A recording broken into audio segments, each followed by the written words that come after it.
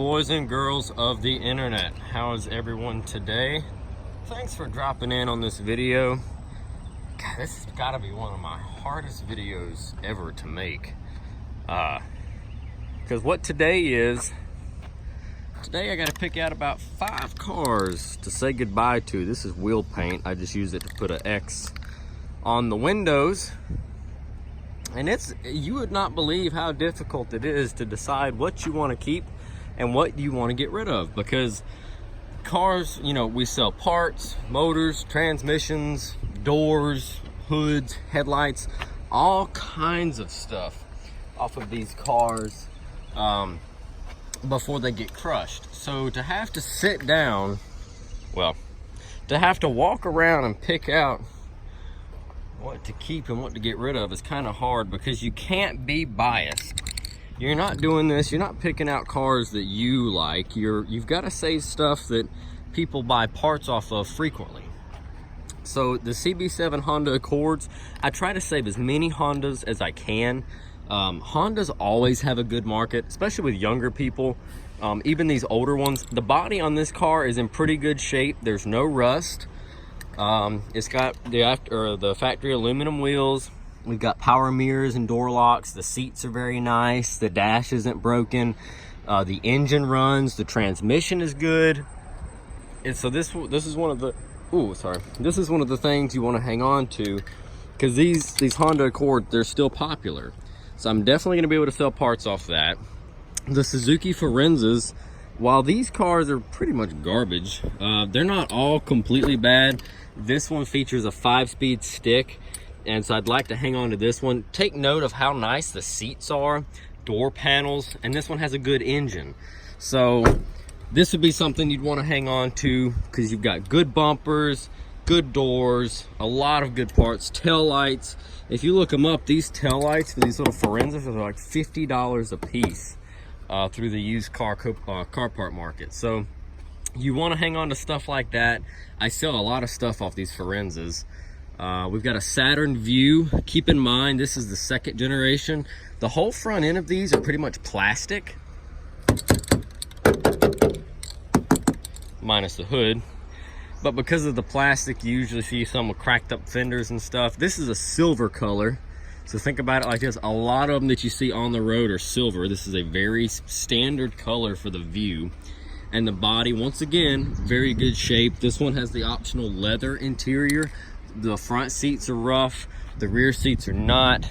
Good motor, bad trans, lots of good parts. And so you want to hang on to something like that. The Dodge has one of those expensive 4.7 liter Mercedes designed V8 engines. Even though it's smashed all to pieces in the front, the engine is still good. And I've sold a lot of parts off this thing already. I sold the running boards. It had a camper shell, sold interior pieces and some door panels, stuff like that. Especially with those 4.7s, if you've got a good 4.7, you want to hang on to it. Those things will sell. But with that being said about the Hondas earlier and saving as many as I can, I have a lot of these cars right now. So here's a Honda Accord. This one's kind of newer to us, wrecked in the front, but it's got good doors and rear bumper and stuff like that. Sunroof car, leather interior. So we'll go down here and pick out one that looks worse than this one and get rid of it, and that's how we swap them out.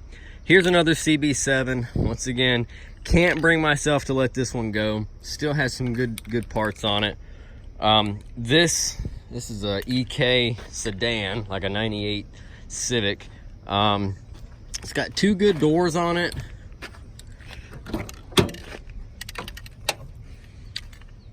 They filled the inside with crap. Almost makes this car a biohazard.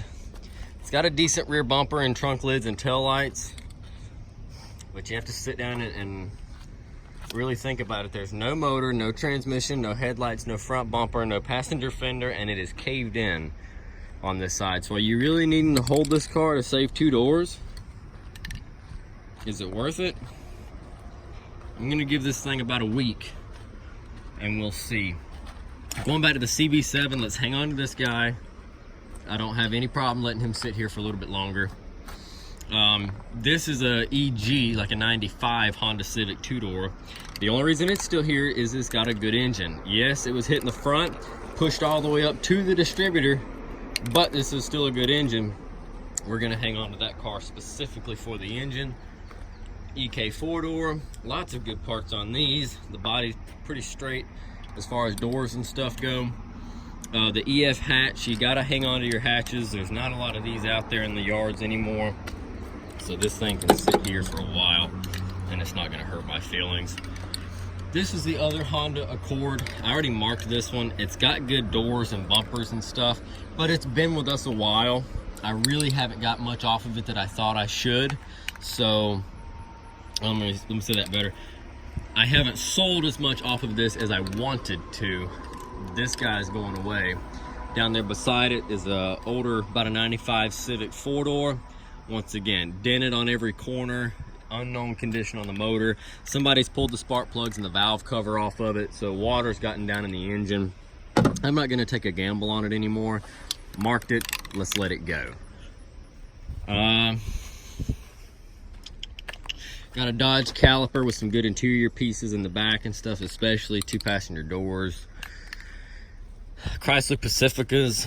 I will not get rid of Pacificas. These things, there's always someone needing Pacifica parts. Once again, another Dakota. Can't get rid of your Dakotas. This is just the 3.9 Chrysler built V6. Good engine though. Durango's got a lot of good body panels. Sebring convertible on the other side of it. You just can't let this stuff go. This Jeep Grand Cherokee. We've got a lot of Jeeps in here. Have to think on that one. Another Dodge Durango. We're getting booked up on Durangos. Got 2 of these Chrysler 300s, the old 300s. I don't like getting rid of these 300s either, but neither one of these have really sold anything. So, let's see. That one's messed up in the corner. This one looks better.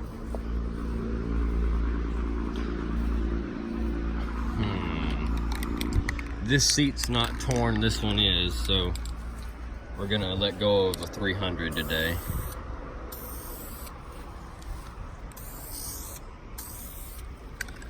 All right, Jeep Grand Cherokee, we like to hang on to those. That gives me about 4 cars right off the bat. Well, 3. Toyota Camrys. This has a good motor and trans. I think I got the trans sold out of this thing, so I don't want to touch it. It was a low mile Camry. And low miles for a Camry is anything under 200,000, by the way. It's like a 160 something on that. So we're gonna hang on to it. We've got an S10. Looks like it's about seen better days.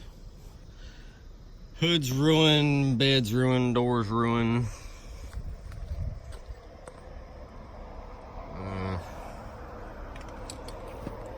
What motor do you think it is? 2.8.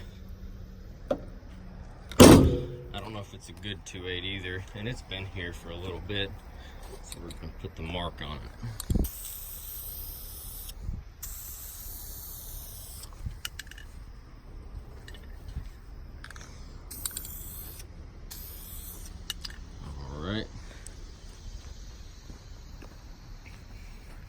See if we can't round up one more. I'm gonna have to hang on to the Land Rover. You always need at least one Land Rover in your yard. And like I said, you can't be biased, okay? Just because you prefer Chevrolets over Fords, that doesn't mean that you should just crush every Ford you have. Because you're gonna sell parts.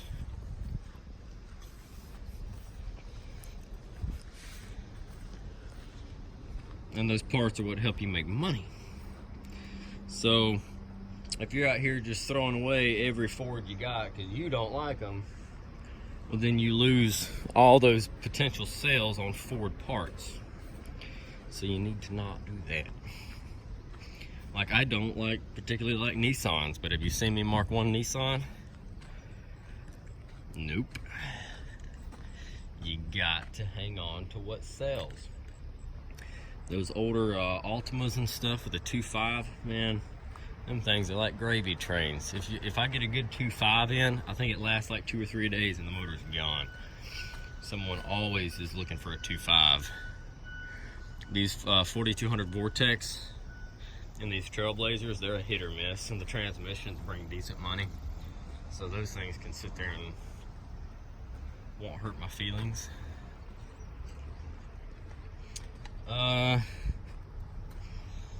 Rangers, we like to hang on to the Rangers even when they're, you know, mangled. That was a very special truck. It was a racecraft Ford Ranger, which was supposed to be some type of like spin-off with Shelby or something like that.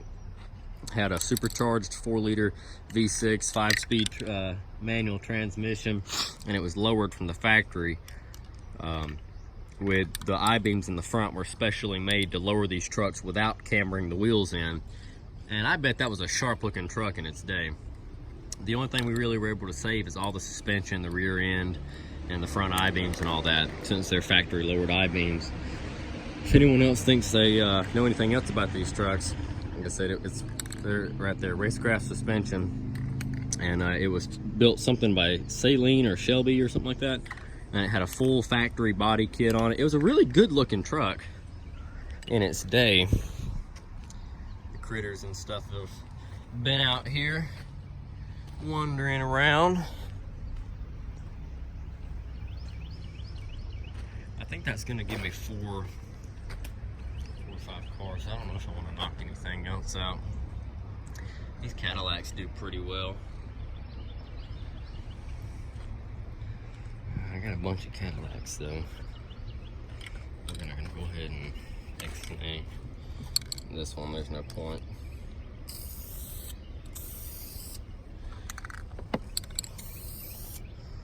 You can see I've got like 6 more of them over there.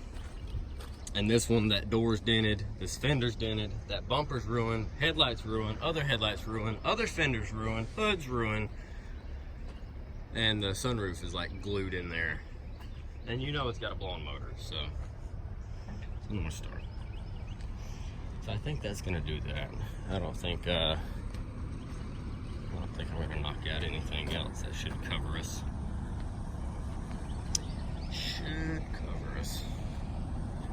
I'm not even gonna go down through there. I'm not worried about it. We got plenty.